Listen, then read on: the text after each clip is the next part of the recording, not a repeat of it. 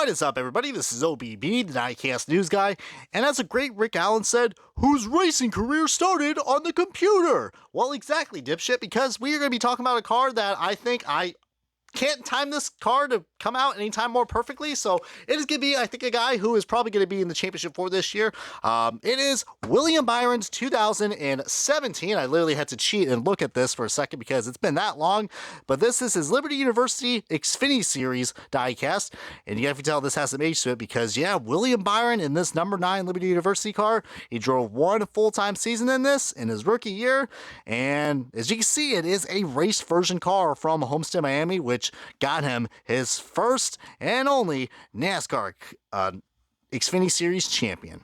That is some cool shit, and I guess we're going to be even more liberatorious because we're going to go ahead and start off this diecast review and the official unboxing of William Byron's 2017 Liberty University Homestead-Miami Championship car. And alrighty, you bunch of Liberty Mutuals. Oh shit, wrong product. You bunch of Liberty University students. So, yeah, I don't know. Hell, if I keep this up, I'm gonna need the fucking Liberty Bell, for Christ's sakes. But getting back to this car, man, what a unique looking diecast. This right here, I think a lot of people have kind of forgot that, oh yeah, William Byron was an Xfinity Series champion. But if I remember correctly, he did not win this race. Well, if you want to be all Inspector Gadget and Sherlock Holmes on me, then sure, you have cracked the code because, yeah, William Byron did not win in this car, and thankfully he didn't because looking at that front headlight, I'm just like, oh, that's illegal. That is fucking illegal. I am not really quite sure what is going on with these headlights, but I've had this car for so long, and I just noticed this issue until now. Wow. I mean, I guess someone at Lino headquarters just does not like the look of those Chevrolet headlights, so they decided to make little edits of their own because it kind of almost looks like this car is missing like a good top portion of what the Camaro headlights should look like. Wow.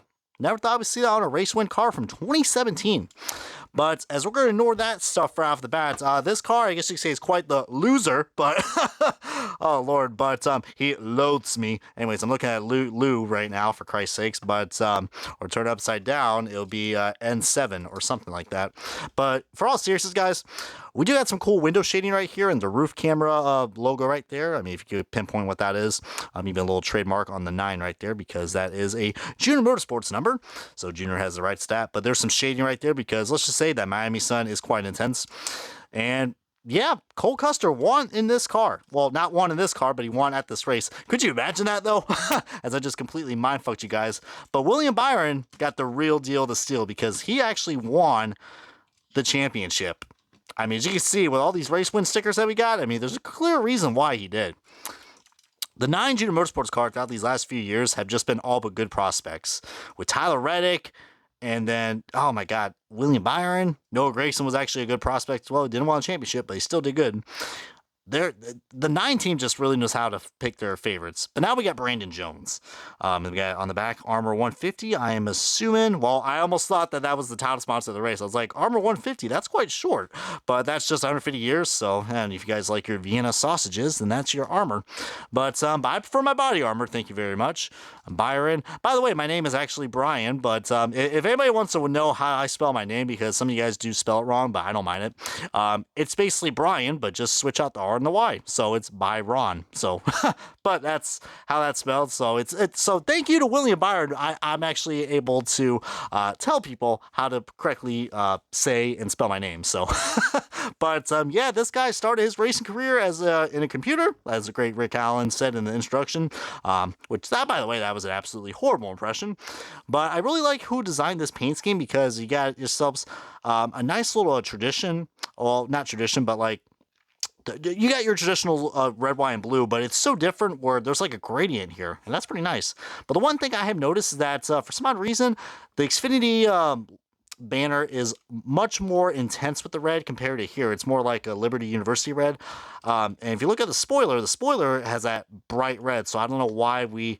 I don't know if the actual car actually had a bright red spoiler, but I think it's supposed to. So, because as you can see, this car was in the playoffs, so... But I'll probably have to look back at the photo because I think of being too nitpicky. Speaking of nitpicky, look at all those contingencies, man. Junior Appreciation Tour. Remember that Wave 88 car that we had? Or the Wave 88. Yeah, that's an OG for the NASCAR Authentic Collectors. Cessna. Wonder what happened to those fucks. I guess they couldn't fly anymore.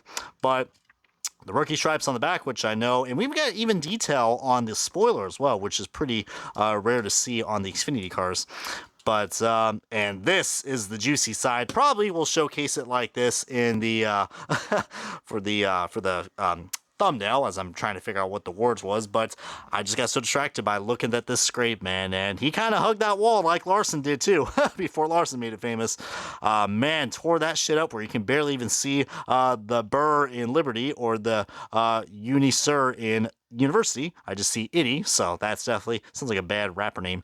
What up, I'm Itty. But number 9 and Xfinity Series, really cool shit. Valvoline, so cool to have a sponsor that's been with them along with the Exalta. So some William Byron fans are gonna be pretty happy to see this car, and I'm glad I finally reviewed it, man. Just look at that. There's even exhaust detail right there on the side skirts. The 9 is all dirty and filthy. It's so pretty freaking cool. And another big scrape right there. Very similar to the Larson card that I'm going to be reviewing for tomorrow's review. But god damn, man, I don't really have a car to compare this, but I will have to say I'm glad I got this from the Black Friday sale from Circle B Diecast, or what was known as Plan B sales. I just had this car in my collection for so long, I said, what the hell? I don't really have a car to compare this to because Byron drove the 2018 car for the Cup Series that following year, but kicked ass in his 2017 car. I've also reviewed his Exalta race win cars, so check that out if you guys want to. I think I've marked that as a double diecast review, but yeah. And comment below if you guys think William Byron will actually get it done and actually do something that no other NASCAR driver has done. Well, I was going to say he could have probably won the Truck Series, but we saw how that, remember, I'm sorry. In my mind, I think William Byron is still a Truck Series champion. This format just screwed him because he was so dominant in that 2016 year.